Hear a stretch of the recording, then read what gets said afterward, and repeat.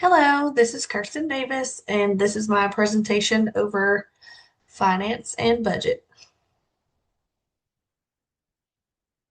So, for equity, um, in our book, equity was defined as the parity of educational opportunity. And going further into that, this just means that students should have comparable opportunities to succeed in school, even though their needs and circumstances may be different. And I do agree with this definition because equity is really about making sure that a student's background, whether that be their income level, their disability, a language barrier, anything of that nature, does not determine the quality of education that they receive.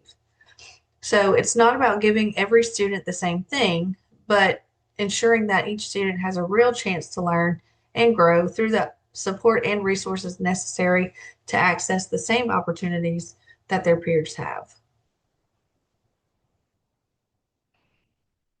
For equality, um, Schilling and Tom will explain that equality is the basis for defining educational opportunity.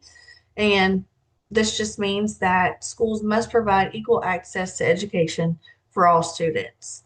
So this includes providing additional funding and support where necessary to ensure that students are not denied any opportunities because of factors such as their disability, their language status, any of those legally protected characteristics. And again, I agree with this definition because equality is not just about treating every student the exact same. It's about guaranteeing that all students have access to the educational programs and services that they are entitled to. So let me move this for you. Um, Equality alone can be limited because it assumes that giving every student the same resources will produce the same result. And we know that that's not true. In reality, our students come to school with very different needs. So some students do require additional support in order to have the same opportunities to be successful.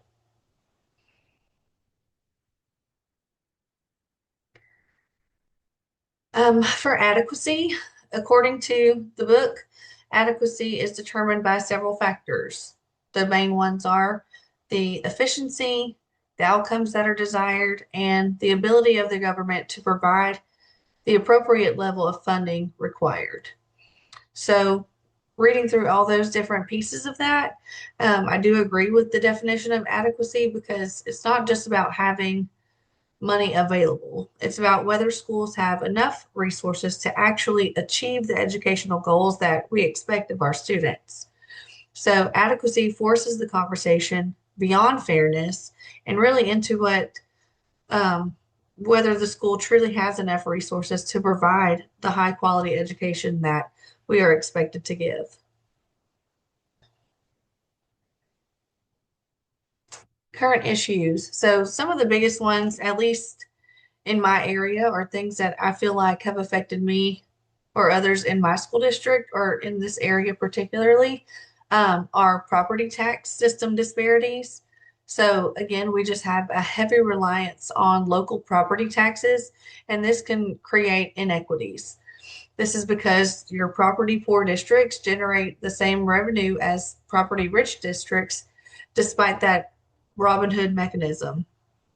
We used to be a Robin Hood district, so we're not classified that anymore, but I understand where this is coming from and how there's no way for us to generate the same revenue as districts that have much more property to tax.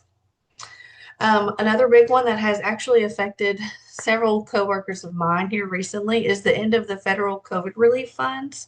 So as we know, a lot of those additional supports and programs that were helping our students during those times and even thereafter were funded through ESSER. So, like reading interventionists, instructional coaches, things of that nature.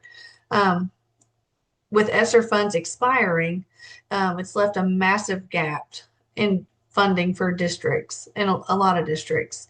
And so, because we're in those budget deficits, we've had to lay off some of those positions that were being funded through ESSER. And in my opinion, it's just hurting our students, which stinks. These challenges are forcing many Texas districts to adopt deficit budgets We're cutting programs and we're struggling to retain good teachers. Um, it's just getting harder. The nature of what is going on in the classroom, the challenges that our kids are facing, not having enough resources to provide them with the things they need to be successful is just really weighing in on teachers. And I can see why retaining teachers is getting harder to do. Um, and I thought this was an interesting module for us to get into this week because we have a big issue going on in my district. Um, So TEA has given my district, Carthage ISD, a failing rating in its um, annual financial integrity rating system of Texas, or the first rating, if you've ever heard of that. And that just measures how school districts manage their taxpayer funds.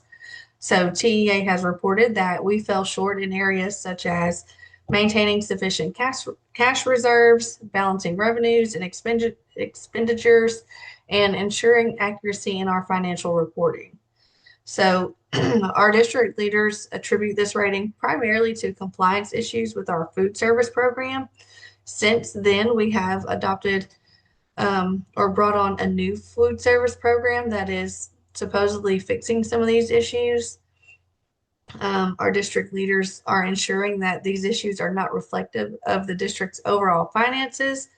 Um, I feel like more about that is going to come out soon.